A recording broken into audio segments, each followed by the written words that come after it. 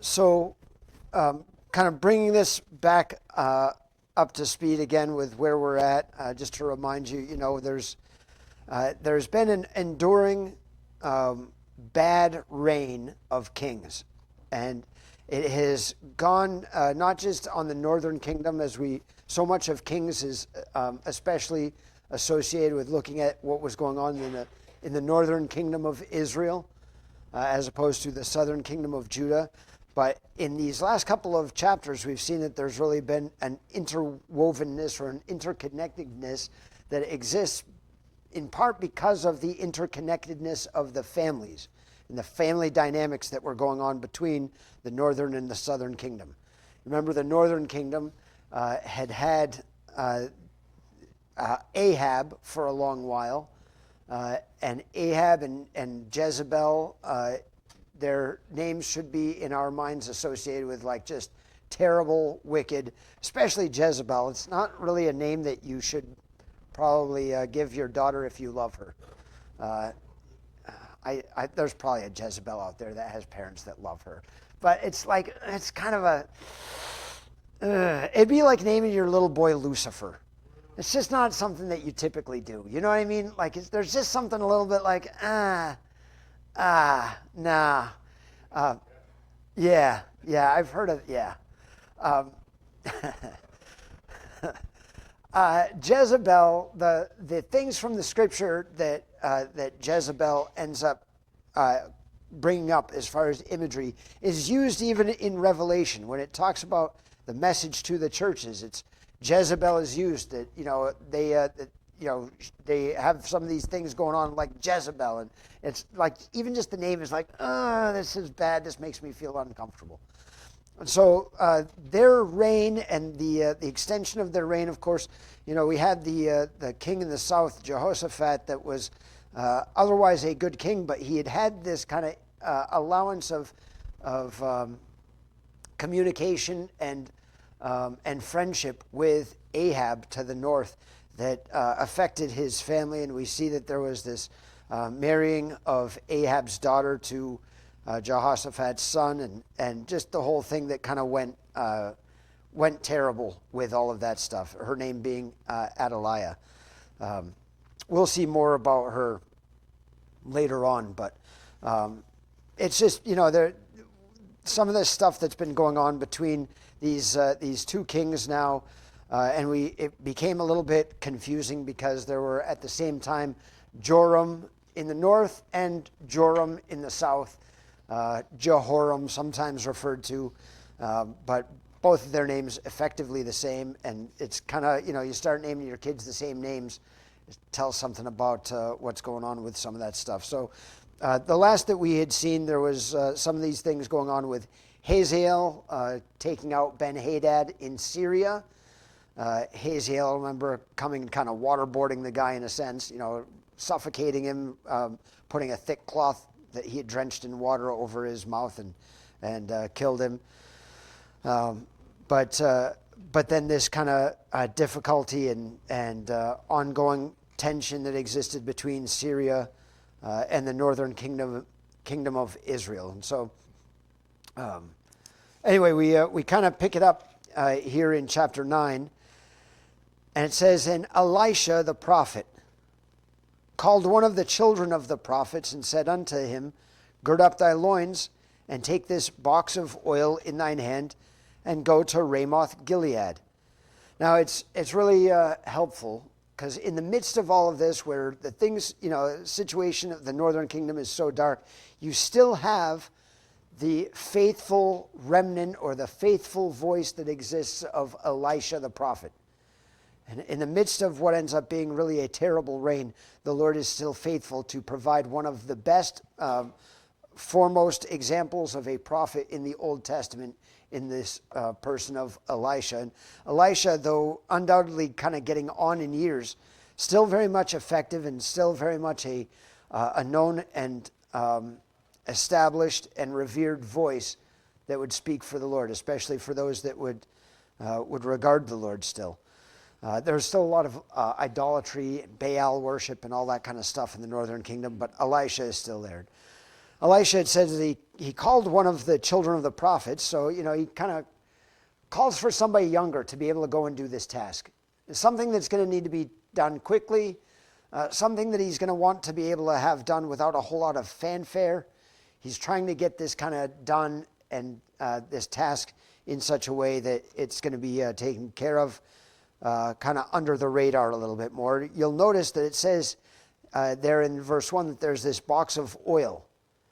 Now, oil is going to be used, it is traditionally used in this time frame as an anointing for a new king. And this is just what it's going to be used for here.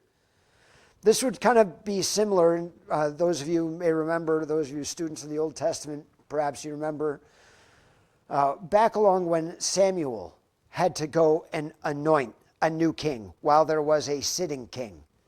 It ends up being kind of a dicey proposition.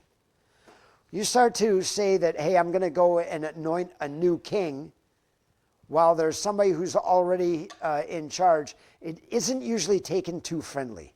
You say, yeah, there needs to be regime change. There's usually some resistance to that. And so, again, this would be a task that was going to be needing to be done kind of discreetly, So Elisha gives him this instruction. It says, verse 2, "And when thou comest thither, look out there Jehu, the son of Jehoshaphat, the son of Nimshi, and go in and make him arise up from among his brethren, and carry him to an inner chamber. Then take the box of oil and pour it on his head, and say, Thus saith the Lord, I have anointed thee king over Israel. Then open the door and flee, and tarry not." He said, you get in there, you take care of your business, and you get out of there. This is one of those blow in, blow up, blow out kinds of situations. Like, do what you got to do and get on out of there quick. You don't need to linger. You don't need to confirm. You don't need to stop and pray about it with the guy. Just go in there and do what I'm telling you to do. So this is the task that he's been given. It mentions Jehu here. It says the son of Jehoshaphat. This is not to be confused with the one who had been the king of the southern kingdom. This is not that. Jehoshaphat, and it gives that as a clarifier that it's the son of Nimshi. Jehoshaphat, the son of Nimshi. So different Jehoshaphat. So it is an interweaving of who he was going to be. There's no lineage from the southern kingdom that's going to be taking the place of that northern kingdom. So anyway, he has this task that's been given to him. It says, verse 4, "So the young man, even the young man the prophet, went to Ramoth Gilead." Now, it doesn't give us the name of this guy, the young man, but it does refer to him as a prophet. Elisha is certainly known, as was Elijah. There's any number of other prophets that were still active and speaking for the Lord in that day. And guess what? They didn't need to be known. Their name was not as important for us to be able to know throughout the annals of history or church history even. It's not as important for us to be able to know, but here's a guy faithful, even in the office of a prophet here, to be able to go and do what the Lord has told him to do. He just goes and dispatches his duty. It says he went to Ramoth Gilead, verse 5, "And when he came, behold, the captains of the hosts were sitting. And he said, I have an errand to thee, O captain. And Jehu said, Unto which of all us? And he said, To thee, O captain." So consider with me, this is, he kind of comes into town, and there is a meeting among a bunch of these kind of military leaders. And this is who Jehu is. He's one of these, as it refers to it there, a captain. He's captain of the host. That he's in charge over these things that are, militarily speaking. He has a certain kind of purview, as do some of these other guys. Whether he would be like a battalion commander, a company commander, that type of a thing, or whether he was actually in the role as a general. He is among his peers sitting in a room and perhaps doing some battle strategy, kind of doing some planning. Of course, they were at war with Syria, so this, they're kind of trying to figure out what's going on. Well, this prophet busts into the room, and he says, "I have an errand for you, O captain." And it's like, which one? Because we're all kind of the same rank here.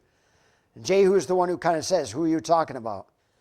And it seems as though Jehu probably answered because he may have been even a little bit more elevated as kind of the leader in the room, so to speak. So even in the midst of the other captains that were there, that he was kind of looked at as being kind of more in that position of leadership, perhaps. The prophet says unto you, O captain.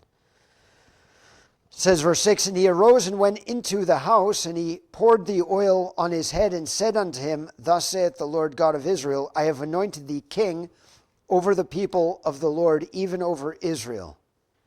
And thou shalt smite the house of Ahab thy master, that I may avenge the blood of my servants the prophets, and the blood of all the servants of the Lord at the hand of Jezebel. It's really interesting. You see, the Lord is certainly not forgetting what had transpired previously. You remember way back, and it had been some number of years now, back along with that evil woman Jezebel, when she had kind of commissioned the killing of hundreds of prophets. Remember? And this was in the days when Elijah was still there. You remember after the fact, there was that period of drought and all of that 3.5 years where it didn't rain. And Elijah ended up calling for this kind of back and forth, said, hey, let's have a sacrifice and see which God is actually God. You call out to your God. You remember this one? You call out to your God, and we'll see which one answers by fire. That's going to be who God really is. You remember? And they were there all morning, calling out to their God. And this is in a dry period. Again, this is, in this period of drought, calling for their God to answer with fire. And just, it seems like it would have been an easy task. The wood was all dry and everything. Of course, there is no God that can answer because they're not real. They're there and they're cutting themselves and they're doing all the kind of flailing around. And Elijah gets to where he's mocking them. Do you remember? Saying, hey, maybe your God's gone on a little trip. He's on vacation. He can't answer you. You'll have to try again later. Maybe your God's sleeping. Maybe your God's in the bathroom, Maybe he's constipated. He can't get out of the bathroom to answer you. Elijah just goes brutal on him, and totally mocking their attempt at worship and of their false god.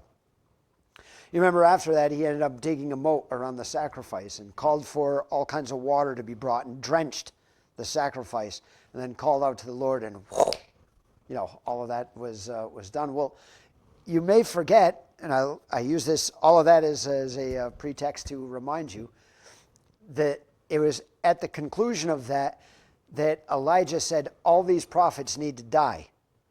Not of the Lord, but of the false gods. We're going to kill all of them. Because of the way that, this had been executed upon the true prophets. Well, now it's going to be coming back to bear. Well, the Lord hadn't forgotten, and it was still, there was something that needed to be brought back to bear. And here the Lord, saying Jezebel had done these things, that Ahab had co-signed these things. It's going to come back. I'm going to avenge the blood of my servants, the prophets, and the blood of all the servants of the Lord at the hand of Jezebel. For the whole house of Ahab shall perish, it says in verse 8. And I will cut off from Ahab him that pisseth against the wall, and him that is shut up and left in Israel. And I will make the house of Ahab like the house of Jeroboam the son of Nebat, and like the house of Baasha the son of Ahijah. And the dogs shall eat Jezebel in the portion of Jezreel, and there shall be none to bury her. And he opened the door and fled. He adds a little bit of extra detail, this prophet does. But he's still at the end of what he has to say. He's out. He flees. Now, it's really fascinating. He speaks, and I think speaking, by the direction of the Spirit of the Lord, he says, this is what you're supposed to do. All of them are going to die. And you'll notice that it's mentioned here, Jeroboam, the son of Nebat. And you remember, he was the first king when they separated the kingdoms. He was the first king of that northern kingdom. And he was worried right from the onset of the way in which the children of Israel might go back down to Jerusalem and be drawn back in under the influence of that southern king. and to be brought back under the southern kingdom.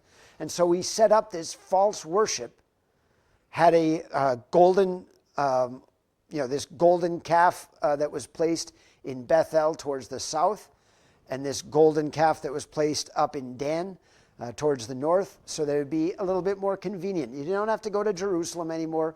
We can worship God the way that we want to. And all of the sins of Jeroboam and the idol worship that he instituted, it's something that maintains, seems like all the way through all these different kind of kings. Ahab had abandoned it to some extent in that he really went after Baal, but this continuing after an allowance for the worship according to the institution of Jeroboam the son of Nebat continued to persist. Here this is mentioned, a reminder that Jeroboam the son of Nebat, for the things that he had done, his whole house was wiped out. This other king that had come after him, Baasha, all of his house wiped out. He says, I want you to do that same thing to the house of Ahab. All of them are going to be wiped out. Don't spare any of them. All of them are going to die. And then he gives indication, Jezebel still being alive at the time. He says, the dogs shall eat Jezebel in the portion of Jezreel, and there shall be none to bury her. Oddly specific on the way in which she is not going to go to the grave. She is going to go to the dogs. Anyway, he opens the door and flees. Verse 11 says, Then Jehu came forth to the servants of his Lord, and one said unto him, Is all well? Wherefore came this mad fellow to thee? And he said unto them, You know the man in his communication. And they said, It is false. Tell us now. Nothing quite like making a predetermination on a fella and what his message would be. You know what I mean? Oh, what'd that crazy dude want with you? And isn't that the way that so often the world ends up thinking about the prophets of God? You know, the ones who would boldly speak and proclaim the truth of God, that would actually be able to forthtell the word of God boldly. To just say, this is what the Lord has said. This is what his word says. Increasingly, we're seeing this in our society, and in the world, that the ones who would actually dare to actually just say what the scripture says are marginalized increasingly. They're pushed to the side.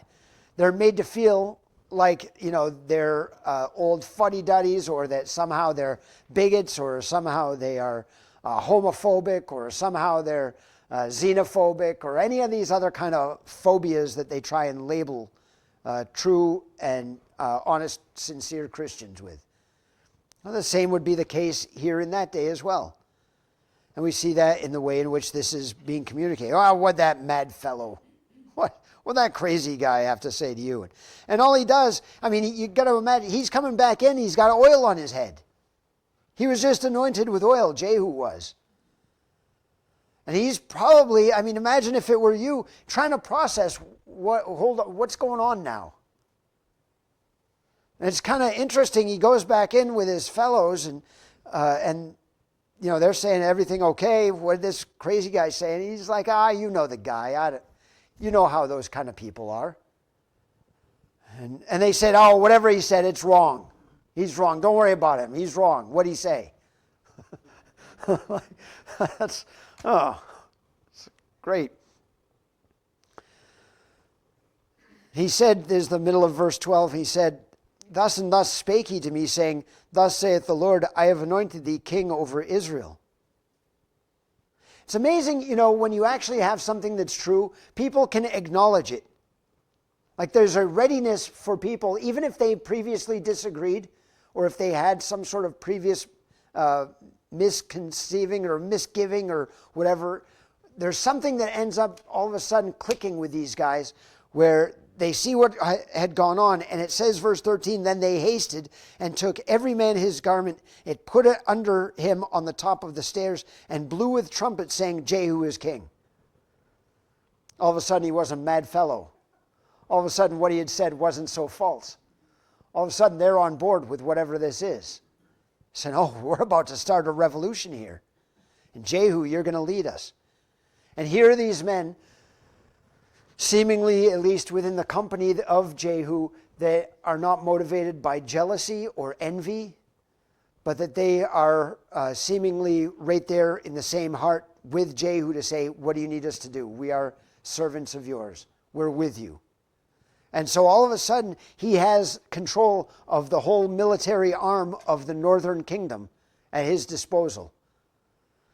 And he, there may be some that don't have, but you've got a lot of these captains of the host that are right there. And all of them are indicating, Jehu, you're king, So verse 14, it says, so Jehu, the son of Jehoshaphat, the son of Nimshi, conspired against Joram. Now Joram had kept Ramoth Gilead, he and all Israel, because of Hazael, king of Syria. But King Joram was returned to be healed in Jezreel of the wounds which the Syrians had given him when he fought with Hazael, king of Syria. We had seen some of that stuff back in the previous chapter.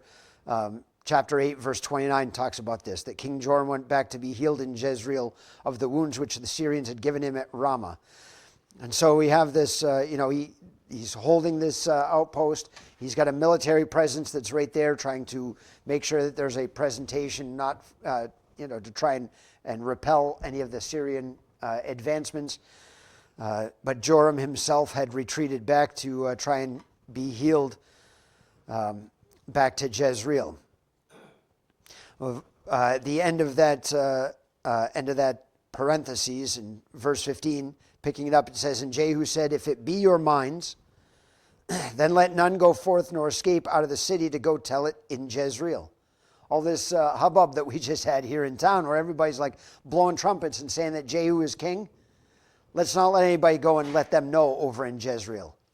Let's not tip them off about what's going on here.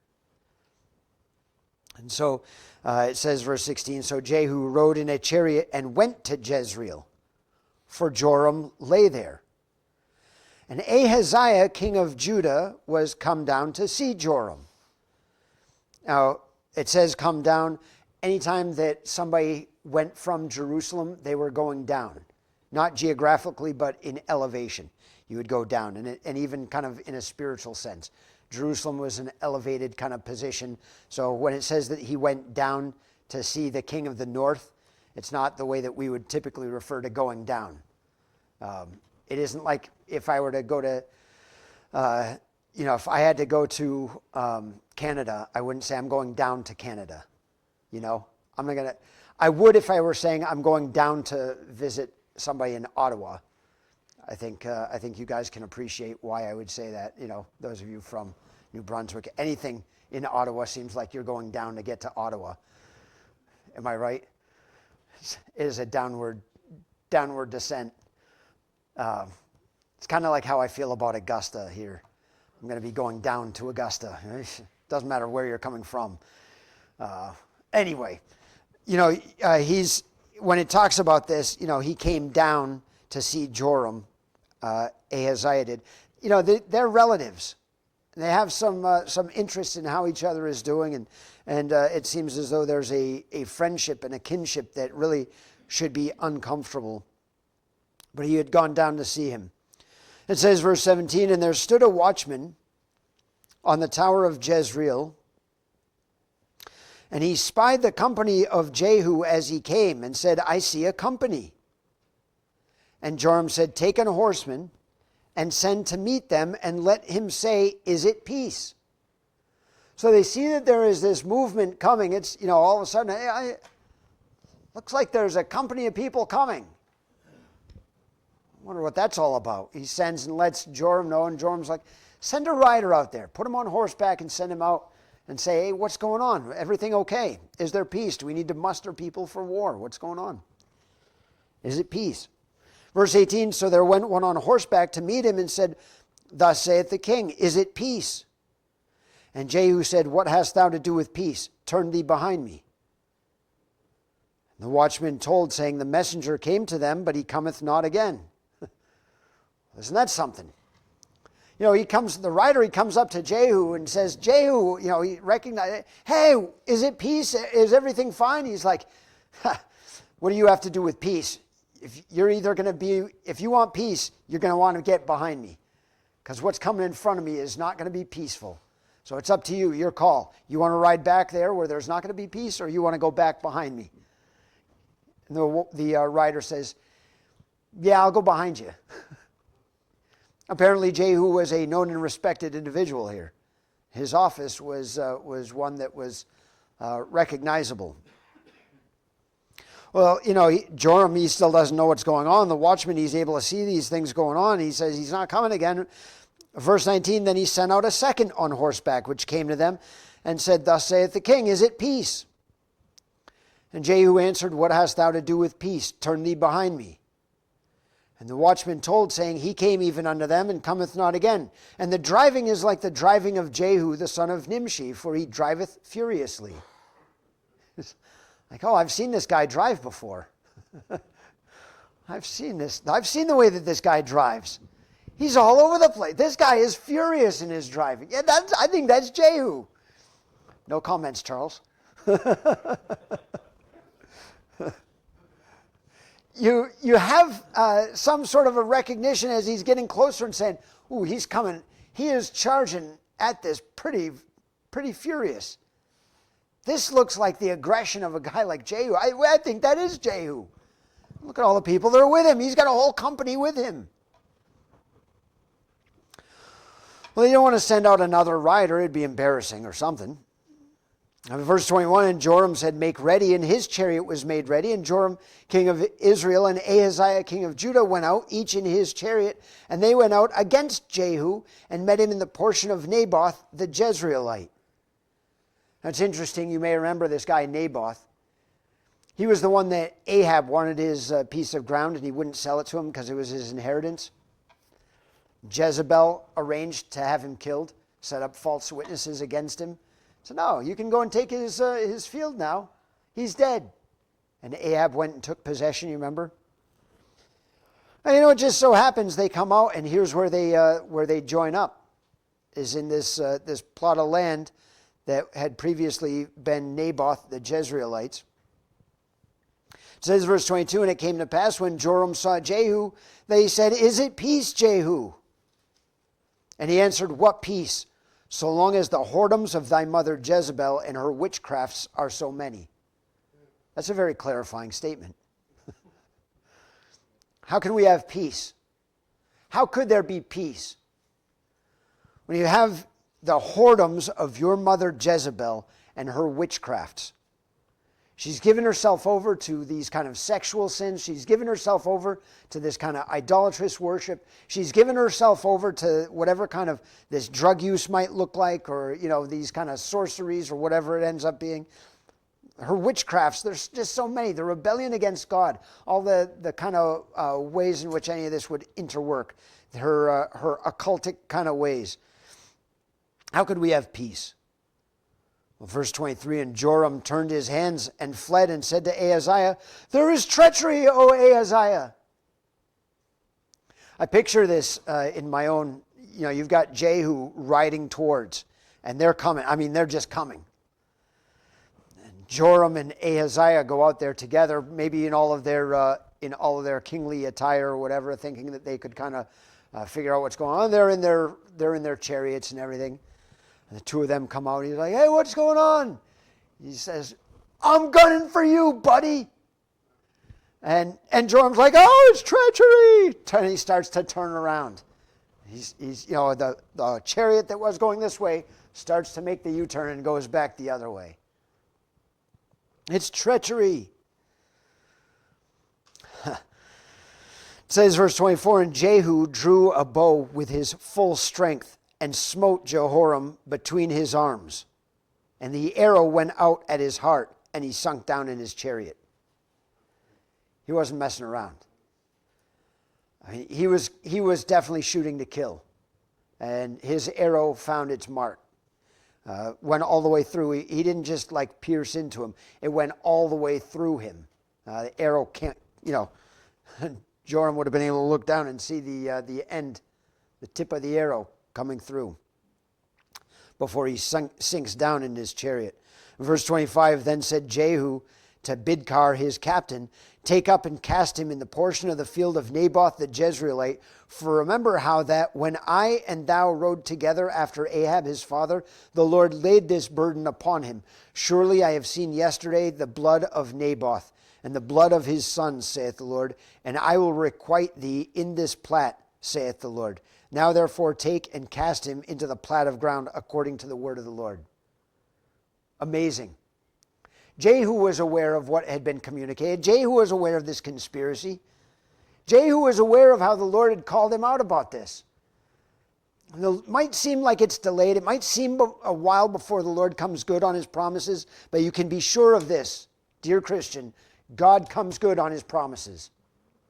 Every last thing that he said, whether for peace and safety and blessing for us, or whether of vindication and of wrath and of judgment, the Lord always comes good on the things that he said. That makes me very concerned for the situation that I can see our nation being in. I can read the promises of God and I can recognize, the Lord is faithful to follow the things that his word says. And I know that at any given point, there is a blessing that comes for the people that would just surrender themselves to the lordship of Jesus Christ and look to be led by him. That is not really a description of our nation anymore. Where we once might have been a Christian nation, we certainly are not now. It seems very evident. It's very concerning, very alarming, Look at the condition that we are in. And it might take a while. There might be a deference of God's righteous judgment, but it's not deferred forever. Makes me concerned. Certainly makes me concerned. I see that there is a ripeness to the way in which, a deservedness to the way in which some of these things that are coming upon us.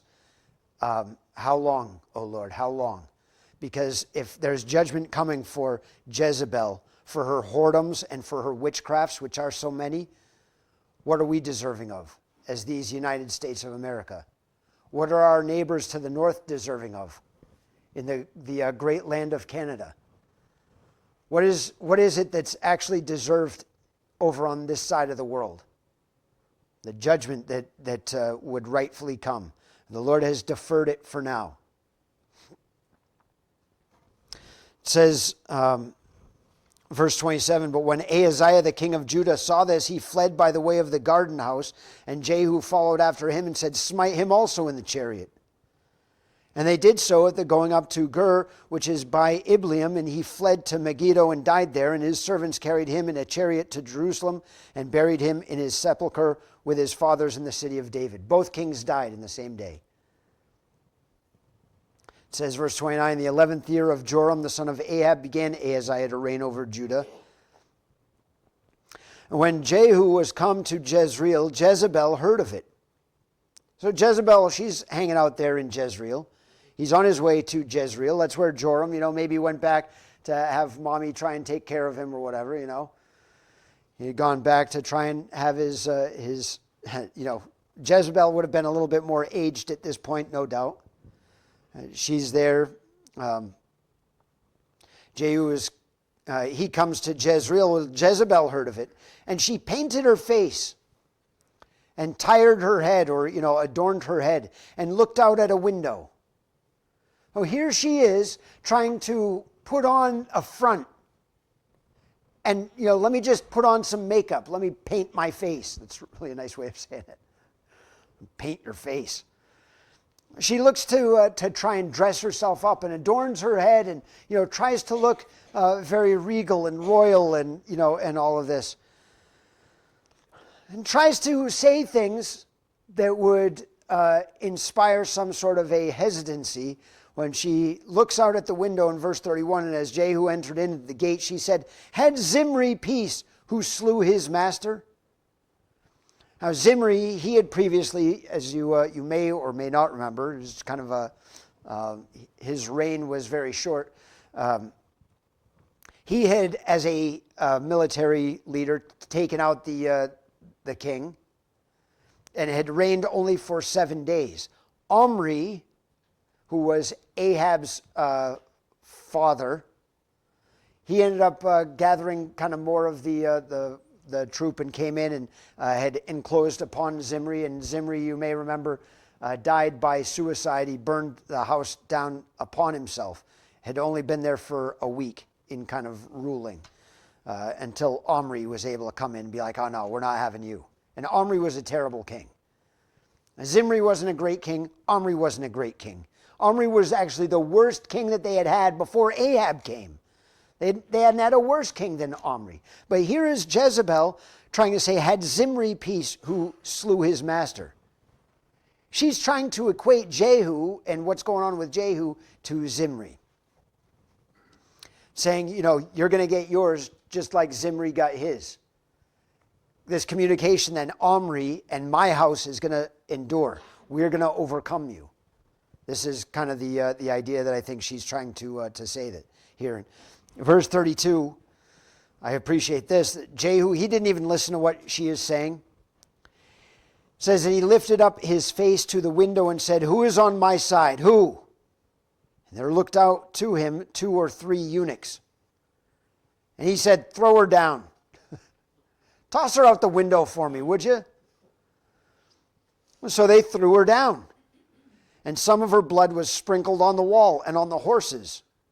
And he trode her underfoot. I kind of think that he probably did that while still on horse. You know, they threw her down and there was a little bit of splattering that happened on the horse and on the wall and all. Maybe she was on blood thinners. But, you know, like it just kind of made this mess. Well, he made sure of it and kind of stomped on her one way or the other. He stomped on her, trode her underfoot. Verse 34 says, when he was come in, he did eat and drink and said, go see now this cursed woman and bury her, for she is a king's daughter.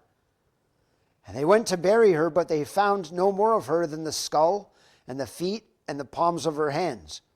Wherefore they came again and told him, and he said, this is the word of the Lord, which he spake by his servant Elijah the Tishbite, saying, in the portion of Jezreel shall dogs eat the flesh of Jezebel.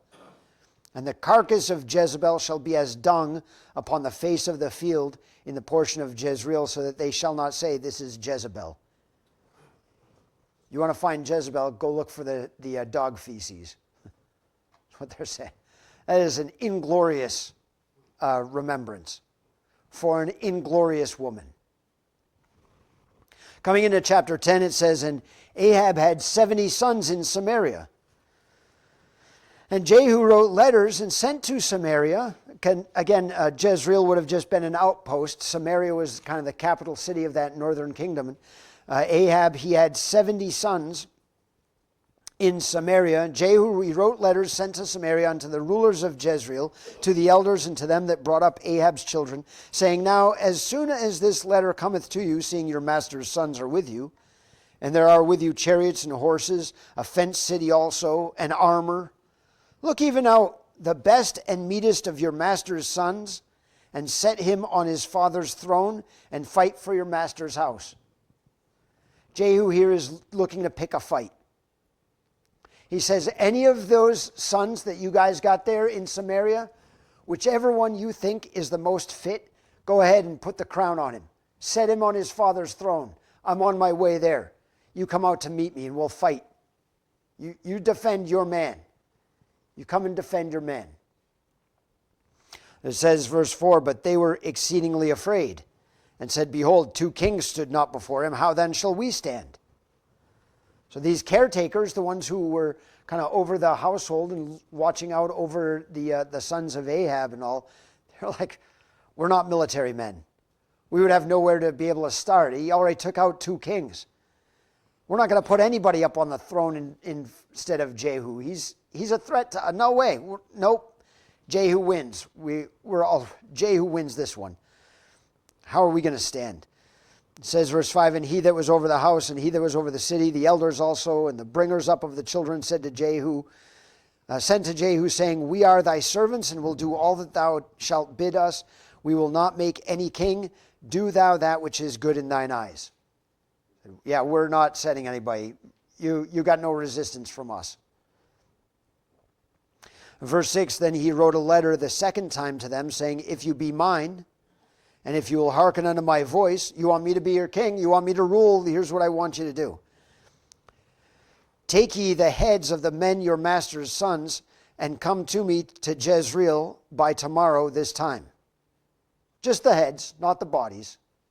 Just the heads. That's all I need. Now the king's sons, being 70 persons, were with the great men of the city, which brought them up. It came to pass, when the letter came to them, that they took the king's sons and slew 70 persons, and put their heads in baskets, and sent him them to Jezreel. There came a messenger and told him, saying, they have brought the heads of the king's sons. And he said, lay ye them in 2 heaps at the entering in of the gate until the morning. He said, let's put 35 over there and 35 over there, right there at the entering. Everybody's going to know, hey, this is what ends up happening. You want to resist Jehu, you know. I appreciate the discretion that the Scripture writes about these things. Soft. Not harsh realities at all. It's very, very covered over and very, very much for all ages here. They should make a movie about this, don't you think? Could you imagine like some sort of VeggieTales movie of this? What that would look like? Ahab's kids would have to be just the peas, I think. Anyway, sorry. I might have gone further than I should have. So he sets them up, put their heads in the basket. You know, he wants 2 heaps, the entering into the gate until the morning. Verse 9, it came to pass in the morning that he went out and stood and said to all the people, you be righteous. You guys are right. Maybe I'm in the wrong here. You're righteous. Behold, I conspired against my master and slew him. I was wrong. Maybe you guys are all right. I was wrong. I rose up against my master and slew him. But who slew all these? He ends up kind of using this as an opportunity to say, hey, just so you know, we're all in this together all of a sudden. You thought that, you got nothing to be able to say about me. You got no way to be able to come back on me and say, oh, we never would have done that. You're the ones who killed all these, I killed the father who killed the sons, And so he brings them all into the same bearing. He says, verse 10, now know that there shall fall unto the earth nothing of the word of the Lord, which the Lord spake concerning the house of Ahab. I think Jehu went a little bit short in this. I think that this is true generally. There shall fall unto the earth nothing of the word of the Lord. He could have just put a period right there. Everything that the Lord has said is going to come. There's nothing that is going to fall flat. The Lord is going to come good on every last promise that he has ever made, including that our Lord Jesus will rule and reign on earth. He will come. He is coming again. He is. I can't wait for the day. Maranatha. If he came today, because he said he's going to come for us, he has made promises to us, dear Christian. There is not one word that he has ever spoken that is going to fail. Well, that certainly exists as well here as he says this, which the Lord spake concerning the house of Ahab. For the Lord hath done that which he spake by his servant Elijah. So Jehu slew all that remained of the house of Ahab in Jezreel, and all his great men and his kinsfolk and his priests, until he left him none remaining. He arose and departed and came to Samaria. So now he's coming into the capital city. And as he was at the shearing house in the way, Jehu met with the brethren of Ahaziah, king of Judah. They apparently hadn't really gotten the memo yet. And said, who are you? And they answered, we are the brethren of Ahaziah, and we go down to salute the children of the king and the children of the queen. This is a fancy meeting. Well, now, are you really? You're friendly with the king and the queen, are you? You're friendly with Joram, and you're friendly with Jezebel, are you? Well, let me take you to them. is kind of what Jehu is thinking here. Verse 11, he said, take them alive, and they took them alive, but only for so long, because they don't even live through this verse. And slew them at the pit of the shearing house, even 42 men, neither left he any of them. And when he was departed thence, he lighted on Jonadab, the son of Rechab, coming to meet him. He saluted him and said to him, is thine heart right, as my heart is with thy heart? And Jonadab answered, it is. If it be, give me thine hand. And he gave him his hand, and he took him up to him into the chariot. This is really interesting. We don't really have a whole lot of details about Jonadab. It's mentioned Jehonadab, the son of Rechab. We have his family here, but it's kind of understood. We see a reference to this guy in Jeremiah. I think it's Jeremiah 35. A reference to him, and at that point to his family that had remained after him. He seemed to have been one of the guys that was like he had separated himself from all of the idolatrous practice, had separated himself from all the kind of commercialism, had separated himself from all of the crazy of what was going on, and wanted to kind of look to reform by being an example. I kind of look at this, Jehonadab, the son of Rechab, similar to the way that this guy, as a reformer and especially interested in spiritual reform, not just in political reform, it seems. It seems to me that this would be similar to the way that somebody would look to make an allegiance or an alliance as like a conservative reformer would to somebody previously like Charlie Kirk, if that makes sense. Jehonadab would have been like Charlie Kirk. He would have been somebody that was known as being different, separate, distinct, and all of the things that he kind of represented. There would be those that would admire him, even if they weren't necessarily going to go to the same extent that he was of some of his values or morality or whatever else. There was a reverence for who he was and what he represented. Jehu comes upon him and sees him and extends the hand and says, hey, would you come up in the chariot with me? And this is kind of an alliance that exists of both a military or political wing with somebody who is also looking for reform and resisting all of the idolatrous kinds of things that was going on in the northern nation at the time.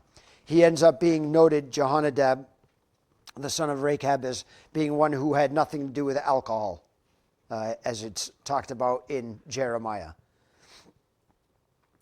One of the things that he's noted for. And as such, his family, for generations after, said, yeah, we won't touch this stuff. It's nothing that we're going to do. Anyway, this guy Jehonadab, he comes up into the chariot with Jehu, verse 16, and he said, come with me and see my zeal for the Lord. So they made him ride in his chariot. And when he came to Samaria, he slew all that remained unto Ahab in Samaria, till he had destroyed him, according to the saying of the Lord, which he spake to Elijah. So all of Ahab, of his family, is dealt with.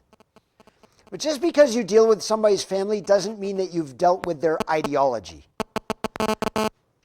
And some of the things, China's listening, some of the things that need to also, let them hear, some of the things that need to be dealt with is ideology as well. And the persistent and destructive ideology that Ahab had introduced and brought along with him, Jehu is going to be looking to address that as well. It says, verse 18, and Jehu gathered all the people together and said unto them, Ahab served Baal a little, but Jehu shall serve him much. Now, this is a manner of speaking, because Ahab did not just serve Baal a little, but here is Jehu saying, I'm going to do even more so. I'm going to exalt Baal even more than Ahab did. Now, therefore, verse 19 says, call unto me all the prophets of Baal, all his servants, and all his priests, let none be wanting, for I have a great sacrifice to do to Baal. Whosoever shall be wanting, he shall not live. But Jehu did it in subtlety, to the intent that he might destroy the worshippers of Baal. He wasn't looking to try and send out couriers all through the countryside to ask who serves Baal out here and let word spread. He said, let me just gather them all to one place. Let's have a conference.